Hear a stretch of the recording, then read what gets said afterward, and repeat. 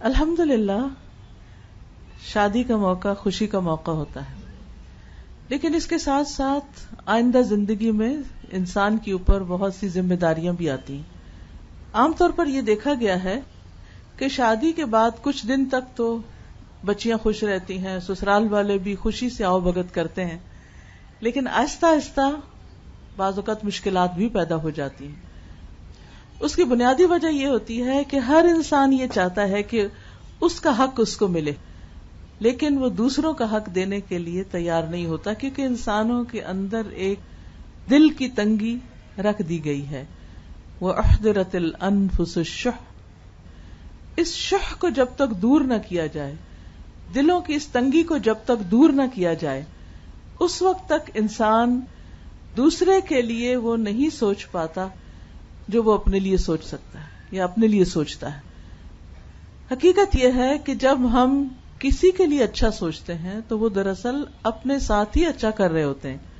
بظاہر یوں لگتا ہے کہ جیسے ہم دوسرے کا فائدہ کر رہے ہیں، لیکن حقیقت میں وہ اپنا ہی فائدہ ہوتا ہے۔ قرآن مجید میں اللہ تعالیٰ فرماتے ہیں ان احسنتم احسنتم لانفسکم، اگر تم نے اچھا کیا، احسان کا رویہ اختیار کیا، نیکی کا رویہ اختیار کیا، احسنتم لانفسکم، تو تم نے اپنے ہی نفسوں کے لیے، اپنے ہی ذات کے لیے اچھا کیا، یعنی اس کا فائدہ پورے کا پورا خود تمہیں کو ملے گا، اور وہ فائدہ انسان کو دنیا میں بھی ملتا ہے اور آخرت میں بھی ملتا ہے، بشرطے کہ انسان اسے خالصتاً اللہ کی رضا کے لیے کرنے والا ہو، یعنی احسان اور نیکی کو دوسروں کے ساتھ۔ اس میں آپ دیکھیے کہ انسان کے جہاں بھی نئے تعلقات بنتے ہیں،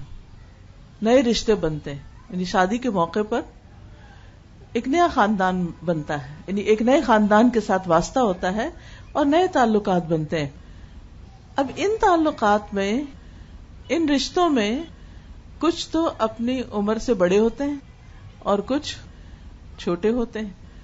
یعنی سسرال میں جب ایک لڑکی جاتی ہے تو کچھ لوگ اس سے عمر میں بڑے ہوتے ہیں، تجربے میں بڑے ہوتے ہیں، مقام میں بڑے ہوتے ہیں، رتبے میں بڑے ہوتے ہیں، تجربے میں بڑے ہوتے ہیں، اور کچھ چھوٹے ہوتے ہیں۔ اب ان دونوں کے ساتھ معاملہ کیسے کیا جائے؟ حکمت کا تقاضا کیا ہے،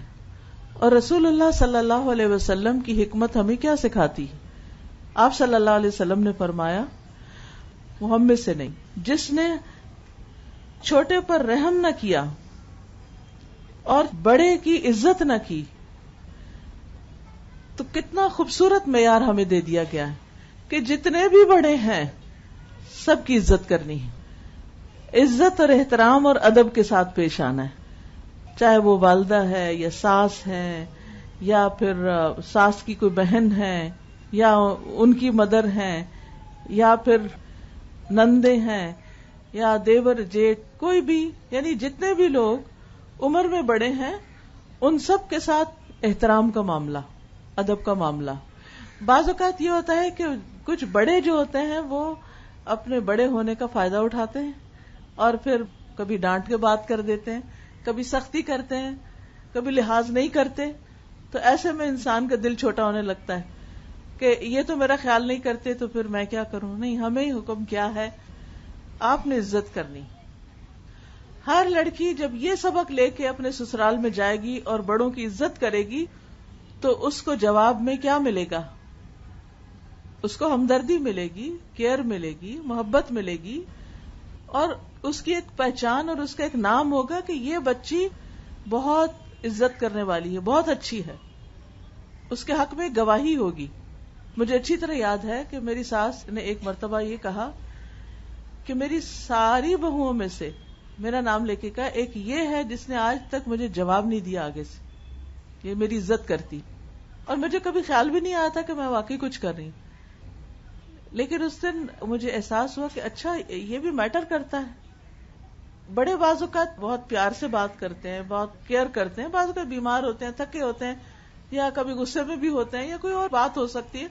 وہ ناراض بھی ہوتے ہیں،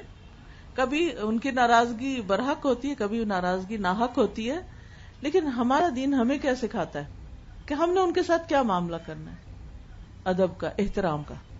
ہم نے اپنا فرض پورا کرنا ہے۔ اور اسی سے پتہ چلے گا کہ ہم واقعی دین پڑھے ہوئے لوگ ہیں. اگر ہر ماں اپنی بیٹی کو یہ نصیحت کر کے بھیجے کہ بیٹا اس خاندان کے سب بڑوں کی عزت کرنی ہے، تو آپ دیکھیں کہ کتنے ہی مسائل صرف اس سے حل ہو جائیں گے.